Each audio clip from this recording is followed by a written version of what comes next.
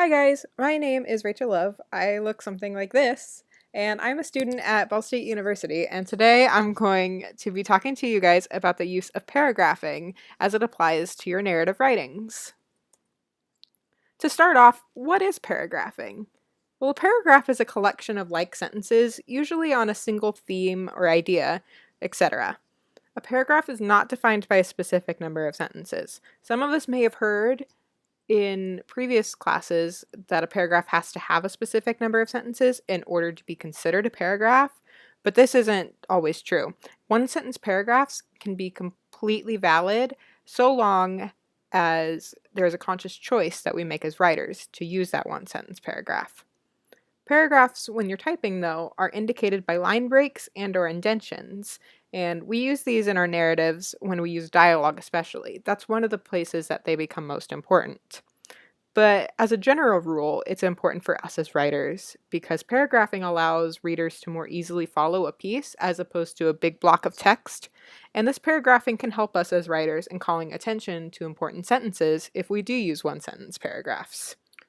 Let's take a look at some examples of paragraphing though. We have 3 examples taken from Beasley, The Staff of Serapis, and The Fault in Our Stars for us to look at today. In the first example from Beasley, what do you notice about the paragraph usage in this excerpt? You can pause the video here to talk amongst a group or just jot these ideas down yourself about what you notice about the use of paragraphing in this excerpt. Did you notice that there were no separate paragraphs in this excerpt? If so, you would be right. We have just a giant block of text here, even though we are using dialogue and have different ideas going on in this excerpt. The actual excerpt in the book looks something like this. In this first paragraph, the one idea we have concerns Kyle's reactions to everyone looking at him. And in the second paragraph, when the idea changes, we start a new paragraph, as Kyle talks about the ballots for the spring dance court.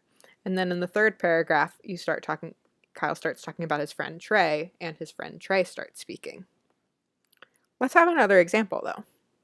This is from The Staff of Serapis. You can pause the video here again and talk amongst yourselves or on your own about what you notice about how this selection is broken up.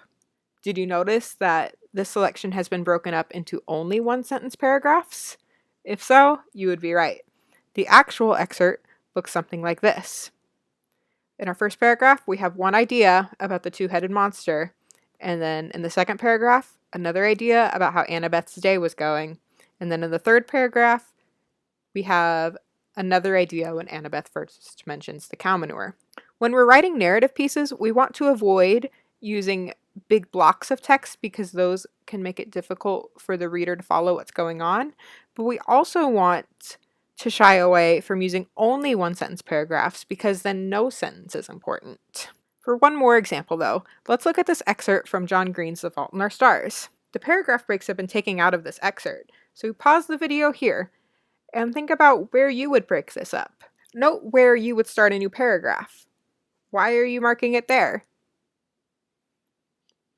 The actual excerpt in the piece looks something like this. Where your paragraph breaks in the same place, you can pause here to compare. You can see in this selection, though, that, again, we have paragraphs grouped by ideas and by dialogue. Let's take another look at an example with dialogue, though, because dialogue is such an important part of narrative writing. A general rule for using paragraphs when you're using dialogue is to start a new paragraph each time a new character speaks. In this excerpt from Anna and the French Kiss by Stephanie Perkins, we can see that these paragraphs are used in this dialogue as well, even without signal phrases such as he said or she said.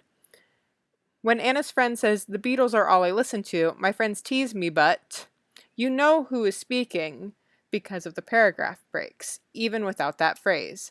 Because in the next paragraph, you know a different character is speaking because a paragraph break was used and because of the text around that.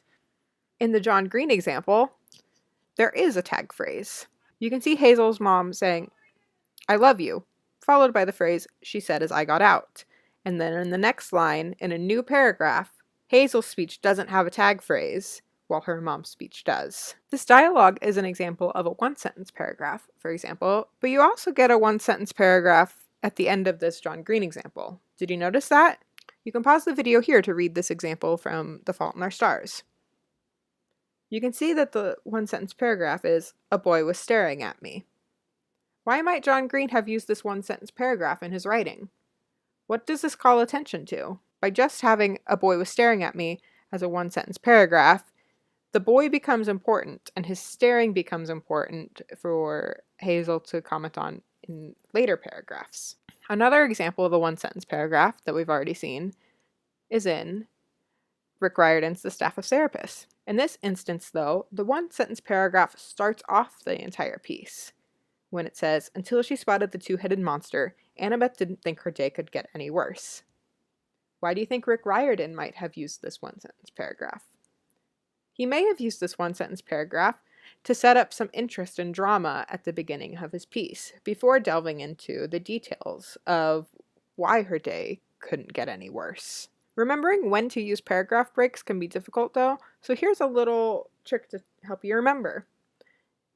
Using our John Green example, we have John Green as the conductor and as the writer. He's driving the narrative piece wherever it may go, just as you are in your own pieces as the writers. And then each train car is like a separate paragraph. The ideas are still connected as a larger part of the narrative as they're connected to the entirety of the train, but each train car is its own separate idea. You have the paragraph detailing Hazel's entrance into the support group, and then in a separate paragraph and in a separate train car, you have "A boy was staring at me." Because these are separate ideas, they belong in different train cars, but they're still part of the same narrative piece. To review, a paragraph is a collection of like sentences on a single theme, idea, etc. The amount of sentences a paragraph has is up to the writer, so long as that paragraph contains sentences about the same idea. You can use a one-sentence paragraph, but just make sure that as a writer you're using that one-sentence paragraph for a specific reason. Using paragraphs also allows readers to better understand narrative pieces and to follow the flow of the piece, as opposed to just reading a giant block of text. A new paragraph should also be started each time a new character speaks when you're using dialogue. And lastly, paragraphs are like train cars. They're still connected to the train/larger narrative, but each train car has its own idea and its own sentences.